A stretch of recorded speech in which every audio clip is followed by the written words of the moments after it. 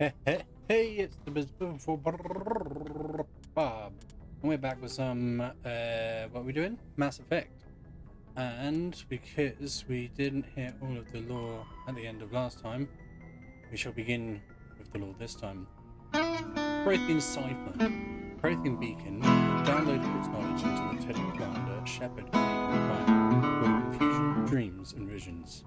While the imagery is becoming clearer with time, the meaning of the beacon communication remains elusive. It has been suggested that Prothean data recording is highly dependent on a certain point of view, what Carl Jung described as the collective consciousness. A cipher needed to comprehend the images implanted in Shepard's mind is the cultural knowledge of a Prothean. The archetypes, biological instincts, and common experiences universal to the race. Since the Protheans have been dead for millennia, it may be impossible to acquire the cipher.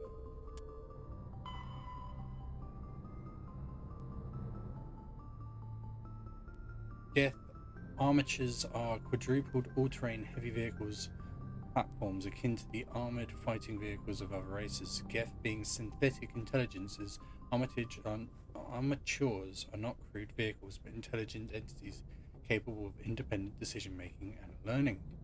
Armatures are equipped with heavy kinetic barriers. Their main cannon mounted on the articulated head turret appears to be a highly effective conventional mass accelerator. It is capable of firing in anti-personnel and anti-tank modes. Some armatures carry drones into battle, presumably for reconnaissance purposes. Others host a swarm of insect-sized repair microbots. The Geth model, collectively dubbed Hoppers by Alliance forces, are electronic warfare platforms. They can project electromagnetic radiation across a broad spectrum as an offensive weapon. They can also perform cyber warfare attacks against the onboard computers of body armor, hard suits, and weapons, adversely affecting their performance. The structure of hoppers consists of an advanced and highly elastic artificial muscle material. This allows a hopper to compress its entire body for powerful leaps. Hoppers also have thousands of molecule-scale barbs on the surface of their hands and feet, which are used to cling to walls and ceilings. Hoppers are very difficult targets, leaping from one surface to another in rapid succession. The Quarians have no record of any Geth models similar to Hoppers. This new morphotype must have been developed over the last 300 years by the Geth themselves. This is troubling proof that the Geth are continuing to move towards technological singularity. Experts in synthetic life are intrigued that hoppers appear to be even more organic than the baseline Geth. The identified subtypes of hopper have been codenamed Sapper, Stalker, and Ghost. Krogan. The Genophage bioweapon was created to end the Krogan rebellions. From the start, the Krogan had overwhelmed the Council. Only timely first contact with the Turians saved the Council races. The Turians fought the Krogan to a standstill, but sheer weight of Krogan numbers indicated the war could not be won through conventional means. Turians collaborated with the Solarians to genetically engineer a counter to the rapid breeding of the Krogans. The genophage virus gained the energy to replicate by eating key genetic sequences. Every cell in every Krogan had to be altered for the weapon to be foolproof. Otherwise, the Krogan could have used gene therapy to fix the affected tissues. Once the genophage strain could find no more genes to eat, it would starve and die, limiting spin-off mutation and contamination. This created genetic flaws in hereditary. Solarians believed the genophage would be used as a deterrent, a position the Turians viewed as naive. Once the project was complete, the Turians mass-produced and deployed it. The Krogan homeworld, their colonies, and all occupied worlds were infected. The resulting mutation made only 1 in 1,000 Krogan pregnancies carry to term. It did not reduce fertility, but offspring viability. The rare females able to carry children to term became prizes the Krogan warlords fought brutal battles over. Trojans are a shadow of their former glory. While the rebellions took place a century ago, they are constantly reminded of the horror of the genophage and of the inability to counter it. The release of the genophage is still controversial, bitterly debated in many circles. Quarian economy, blimey. There's a lot of law. The migrant fleet has little economic base, operating in a state of perpetual hand to mouth, while Korean ships include light manufacturing and assembly plants. They lack heavy industries such as refining and shipbuilding. The fleet has tankers for water purification and oxygen cracking, but the space intensive nature of agriculture limits food production. A single disaster could destroy the fragile balance. Koreans earn income in creative ways because the government is obliged to provide food, water, air, and medical support for every individual. Conclave strategically determines the course of the fleet to bring in resources and income. Species who suspects the migrant fleet is heading towards their space often offers a gift of surplus starships, fuel, and resources to convince the Conclave to alter course. As the fleet passes through a system, swarms of mining vessels work over asteroids for metals and siliceous materials, and cometary bodies for water, ice, and organics. Orion miners are adept at locating and strip mining spaceborne resources. This sparks conflict with corporations already working the system. Large mining concerns spend millions on lobbyists and public relations portraying the Quarians as locusts, devouring the resources of a system before moving on. The greatest asset of the Quarians is their rarefied skills. Most are experienced miners. Due to their life of perpetual salvage and repair, they are skilled engineers and technicians. More than once, the very corporations that lobby against the Quarians have made backroom deals with the fleet, arranging for skilled Quarians to build space engineering jobs that other species would demand high wages for. Quarians are widely hated among the working classes. Quarians are coming to take our jobs as a common response to the fleet's approach.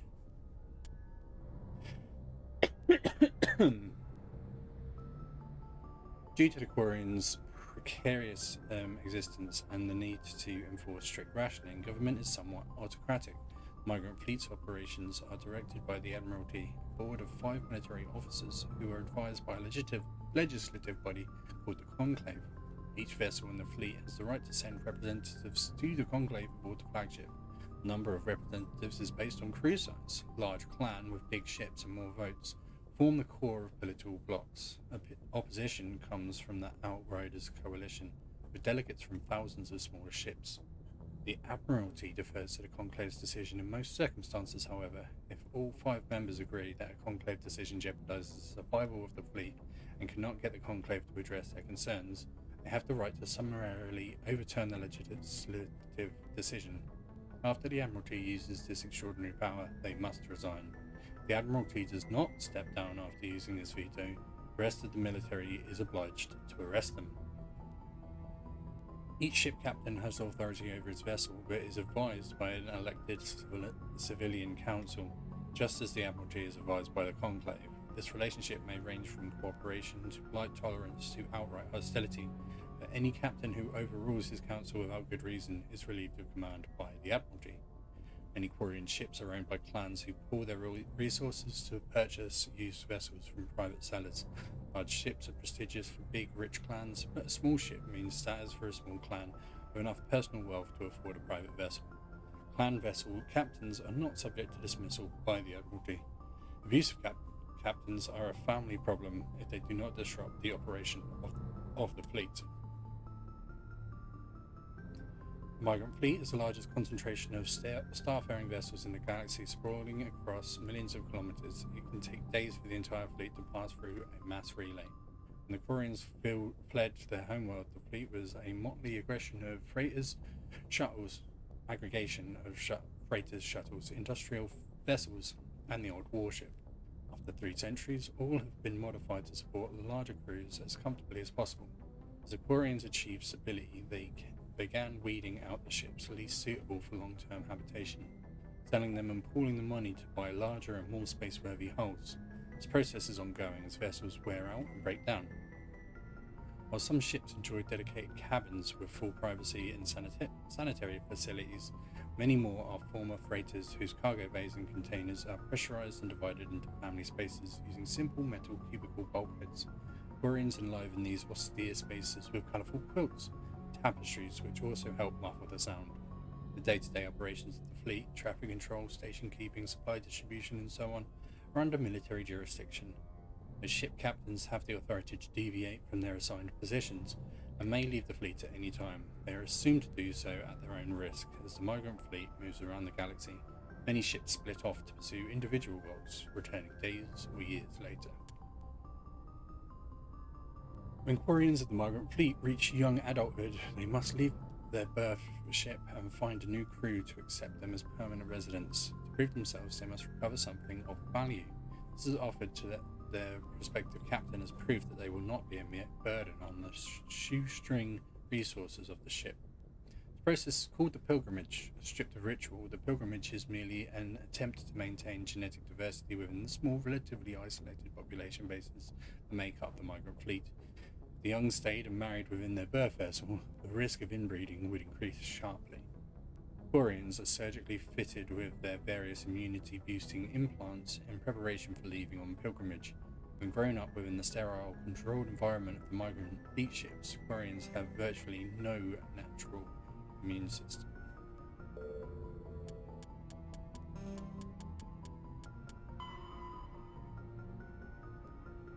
I read this one. Humanity has encountered many galactic species. War has been few, but mistrust is rife. Politically, the Alliance is a peaceful trade partner of the Turians. As a practical matter, however, there is simmering antagonism and bigotry between both populations over the First Contact War of 2157. The Alliance enjoys good relations with the Asari, and many privately believe the matriarchs are aristocratic and overcautious. The humans know better than to unconditionally trust any Solarian. Their shared reckless ways make them natural allies against conservative Turians and Asari. Krogan have no unified government, but individuals are generally treated as potential criminals, a reputation most Krogan enjoy living down to. The Alliance has no formal contact with the Quarians. Their migrant fleet has not yet passed through any human-settled system. The Batarans are rivals for control of the Skylian Verge. They severed their treaty with the Citadel to prosecute a colonial conflict against the Alliance. Officially there is no war, but neither is there any peace. Military ranks. The Alliance uses a modified version of the ranking system that has been used for hundreds of years. Soldiers are classified into rank and file, enlisted personnel, experienced non-commissioned officers, NCOs, and specifically trained officers. The divide between naval personnel and ground forces, Marines, is small. Ground units are a specialized branch of the fleet, just as fighter squadrons are. This unity of command is imposed by the futility of fighting without control of orbit. Without the Navy, an army is pointless. The Marines, as a matter of pride, maintain some of their traditional rank titles. For example, Marines have privates and corporals instead of servicemen. In ascending order of responsibility, the ranks of the Alliance are enlisted servicemen 3rd class, private 2nd class, servicemen 2nd class, private 1st class, servicemen 1st class, or corporal, NCOs, service chief, gunnery chief, operating chief, officers, 2nd lieutenant, 1st lieutenant, staff lieutenant, lieutenant commander, staff commander, captain or major, rear admiral or general, admiral or fleet admiral. The Alliance Military Vocational Code System classifies the career path of all serving personnel. The MVC consists of one letter and one number. Soldier's MVC indicates proficiency, not rank. Letter notes the career path. The number indicates level of experience as indicated by service record, technical scores, and commendations. All 26 letters are used. The numbers run from 1 to 7. N is the letter code for Special Forces personnel.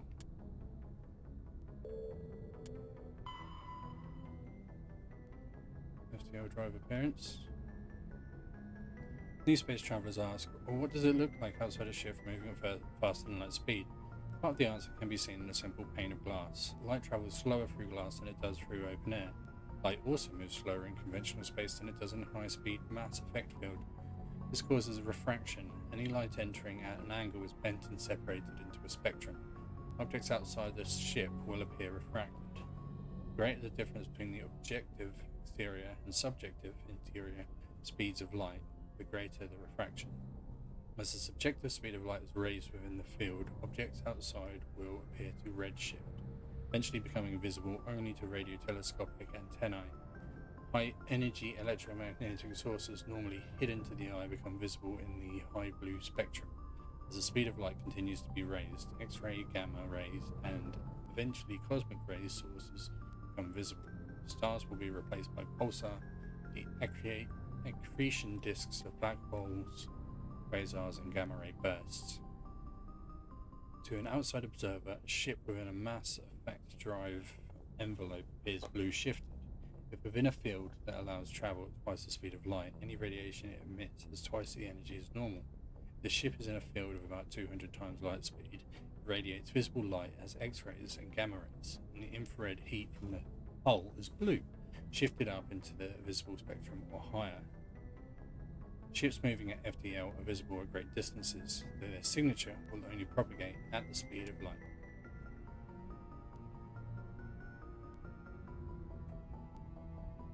Oh, baby. Cabins give each individual 10 cubic meters of space on larger vessels. Private rooms are common. As ships get smaller, the number of crew packed into a single wardrobe increases. Sari prefer shared spaces even on large vessels, while Krogan territorial instincts make it impossible for them to cohabitate even on the smallest ships. On smaller vessels, hot bunking is the norm. Crew members assigned to different watches share the same bunk. When one gets off duty, he wakes up the person in the bunk. While that crewman is on duty, the first gets his rack done. Spacecraft compartments can be isolated by airtight doors in case of decompression. The cinematic version of explosive decompression is fiction.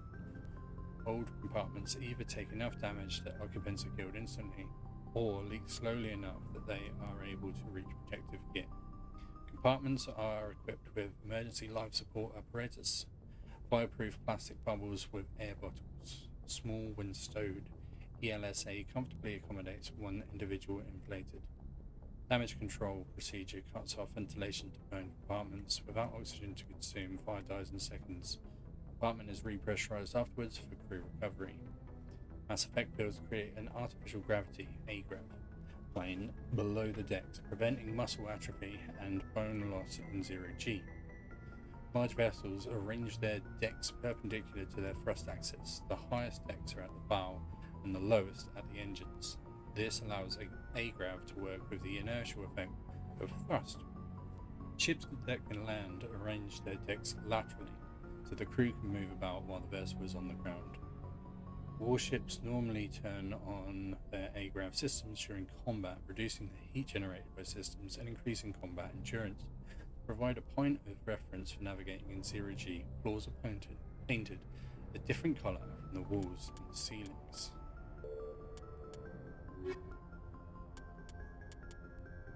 In the early 2160s, the Alliance began aggressive colonization of worlds in the Skyllian Verge, much to the dismay of the Batarians, who had been developing the region for several decades. In 2171, the Batarians petitioned the Council to declare the Verge a zone of Batarian interest. The Council refused, however, declaring unsettled worlds in the region open to human colonization. In protest, the Batarians closed their Citadel embassy and severed official diplomatic relations with the Council, effectively becoming a rogue state. They instigated a proxy war in the Verge by funneling money and weapons to criminal organizations, urging them to strike at human colonies. Hostilities peaked with the Skyllian Blitz of 2176, an attack on the human capital of Elysium by Batarian-funded pirates and slavers. In 2178, the Alliance retaliated with a crushing assault on the moon of Torfin, long used as a staging base by Batarian-backed criminals. In the aftermath, the Batarians retreated into their own systems and are now rarely seen in Citadel space. Okay.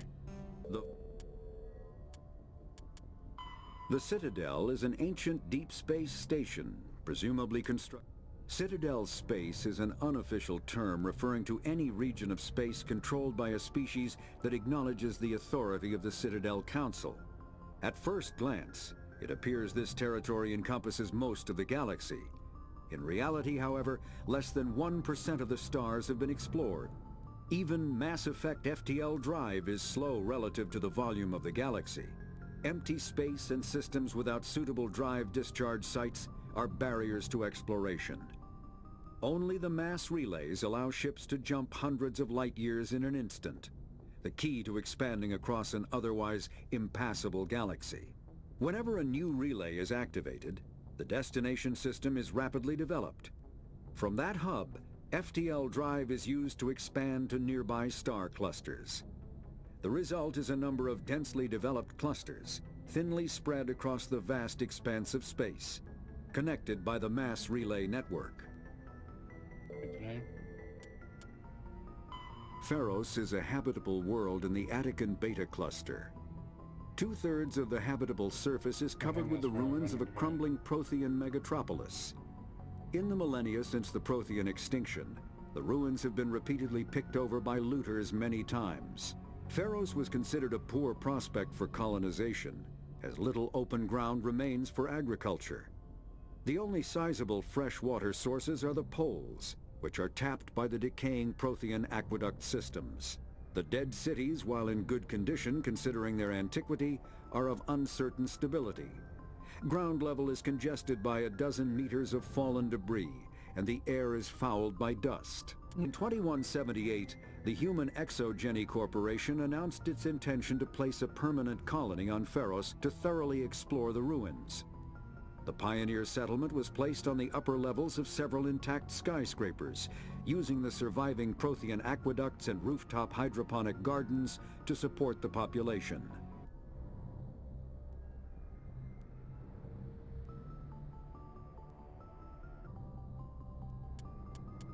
There are between 200 and 400 billion stars in the galaxy, and less than 1% of them have ever been visited or had their systems properly surveyed.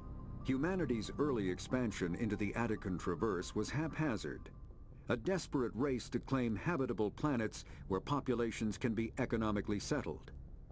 Ignored in the wake of this land grab were thousands of less hospitable worlds, each potentially rich with industrial resources. The wealth of entire solar systems lies untapped, waiting for corporate survey teams or independent pioneers to discover and exploit them. However, this is not an easy task. In addition to the environmental hazards, the fact that uncharted worlds are largely ignored makes them popular bases for criminals, revolutionaries, cults, and others who wish to remain unnoticed by galactic society.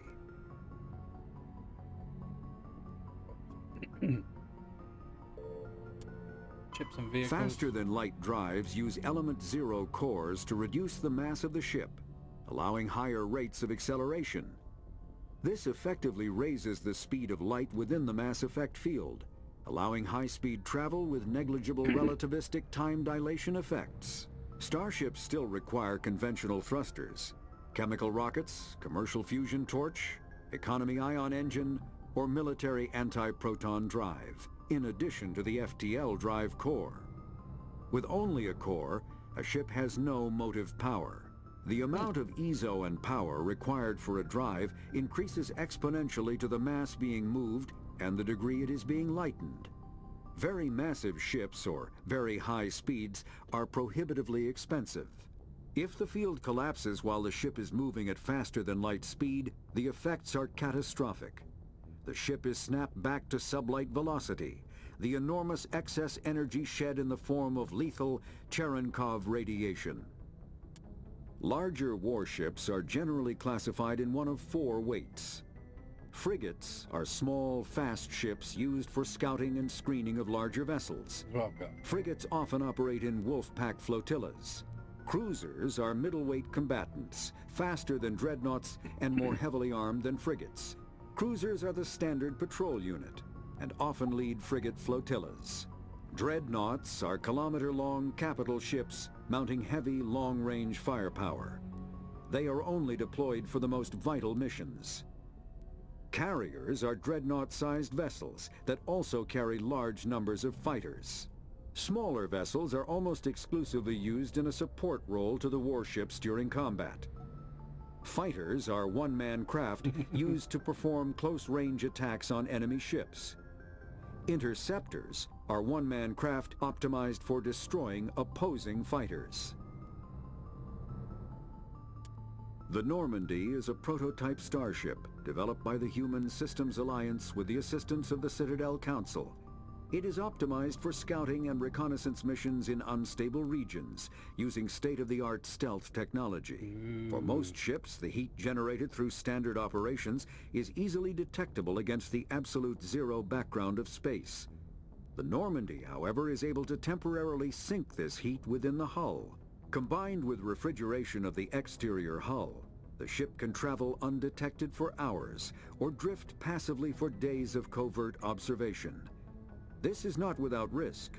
The stored heat must eventually be radiated, or it will build to levels capable of cooking the crew alive. Another component of the stealth system is the Normandy's revolutionary Tantalus drive, a Mass Effect core twice the standard size.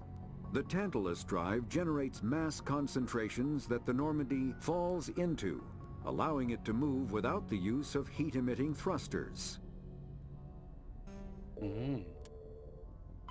Biotics is the ability of an artificial intelligence is a self-aware computing system capable of learning and independent decision-making.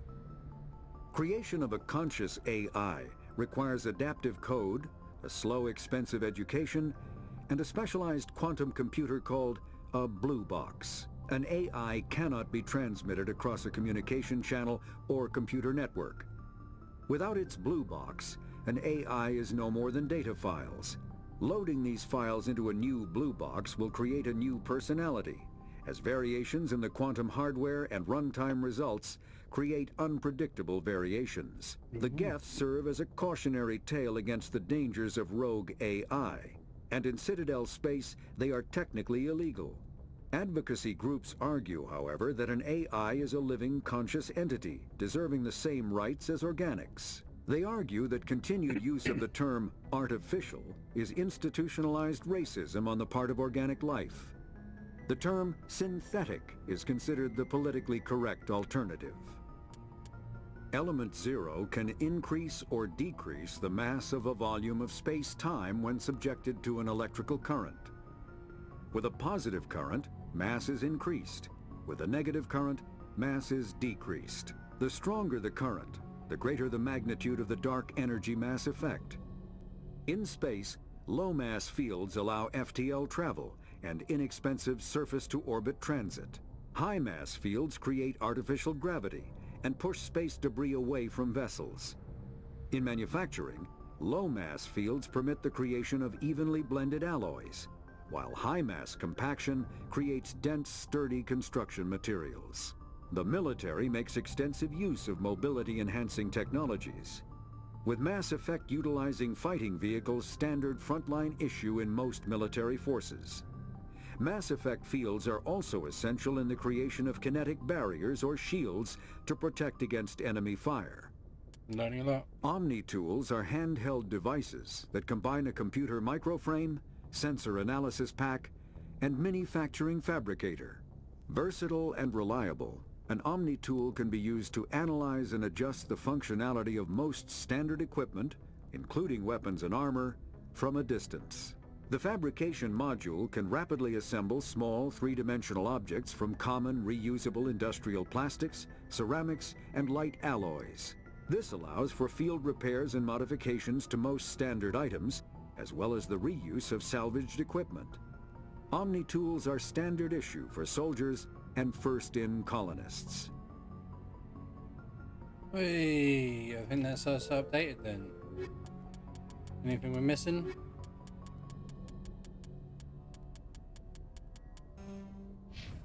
Let's rock and roll, squad.